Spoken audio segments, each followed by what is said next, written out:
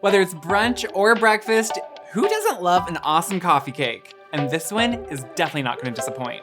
This is not just any coffee cake. This is a raspberry blood orange cream cheese filled coffee cake. The filling is really simple, a little bit of cream cheese, some sugar and egg. You just mix that together with some blood orange juice. You make a delicious cake. Then you also make a great streusel. You layer it all together with fresh raspberries, extra streusel on top. Once it's baked in a tube pan, not only is it beautiful, your friends are gonna wanna eat all this and are gonna want the recipe, and you can definitely give it to them because it's all coming up on today's Wise Guide. I mean, okay, we've all had awesome coffee cakes, and there are so many, and let's even be more honest here. A coffee cake is really just a good excuse to have cake for breakfast or brunch. And I'm not complaining. Who doesn't wanna have cake?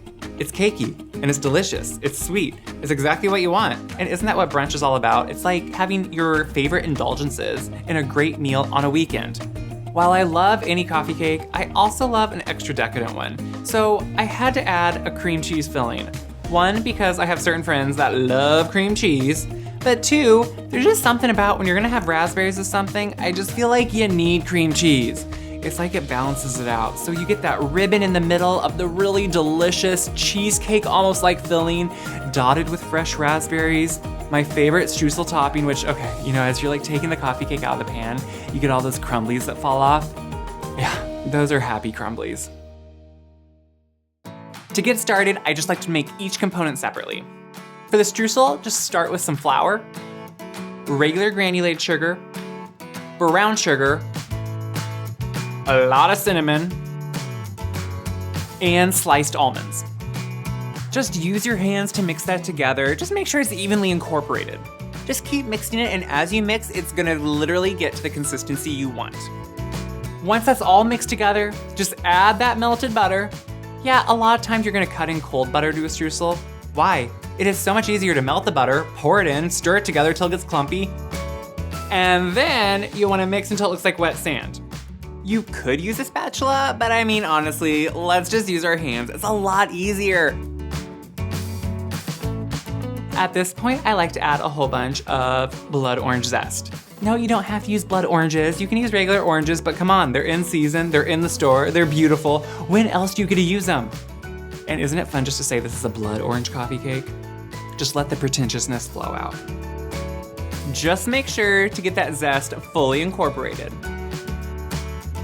When it's like sand, just set it aside and move on to the filling.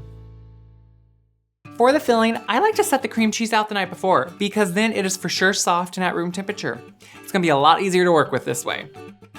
Just kind of soften it out with the back of a spatula, just get it really smooth, work it around a lot so it gets a little bit of heat in it, make sure it gets really pliable and mixed in. Add some sugar, keep mixing because that's really gonna help it soften up too. Add 1 egg. Just break that up. At first it's gonna look really gross because it's not really gonna mix in well. Some blood orange zest. Always zest first, juice later, because it's almost impossible to zest a juiced orange or anything. Then add some blood orange juice. Blood orange juice is gonna be a lot different color. It has like that reddish, deep color, and it's so pretty. This is why I love using them. They're just happy. They make me happy. But if you're using regular orange juice, it's gonna be just as good, so do not worry. And then mix that together. And now it's gonna look curdled and gross. Keep mixing, it's gonna get smoother, but you know what? If you use some chunks of cream cheese in there, it's totally fine. They will bake out and melt out. It's not a big deal. You don't need to add the raspberries yet. We're gonna add those later, so just set that aside. For the cake, I again like to use a mixer because it's easy and it makes a great cake.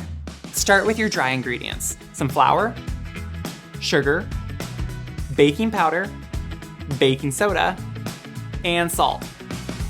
Mix that together on a low speed just till it's combined, and then we're gonna add the butter that has also been sitting out at room temperature overnight, so it's definitely soft, 1 tablespoon at a time. This is kind of a semi or crude reverse creaming method. Instead of creaming together the butter and the sugar, we're gonna incorporate the butter into the dry ingredients. I really like the texture it kind of helps the cake have, and it makes it really moist. Once all of that butter is worked in, it's gonna look like a really coarse sand, kind of really small little lumpy bits, but that's perfect. In a large bowl or measuring cup, you can mix together some Greek yogurt or sour cream, I happen to have Greek yogurt on hand, so that's what I'm using, but sour cream is also great.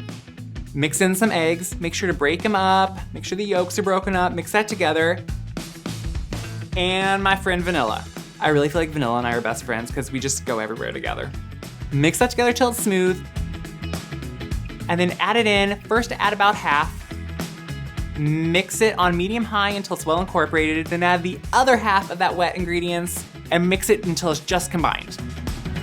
Turn the mixer off, scrape off that beater, which you know I'm always gonna use my hand. Seriously, who has time to try to clean off that beater with a spatula? There's no time for that. Give the last few turns with your spatula just to make sure there's nothing in the bottom of the bowl. Then we can start assembling this beautiful coffee cake. Using a tube pan, which is just an angel food cake pan, I like when they have a removable bottom because they're easier to get out. Make sure to spray it really well with nonstick baking spray.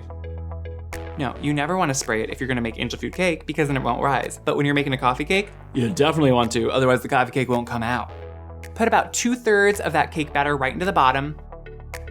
Smooth it out as best you can. It isn't really that important, just as best you can with a spatula.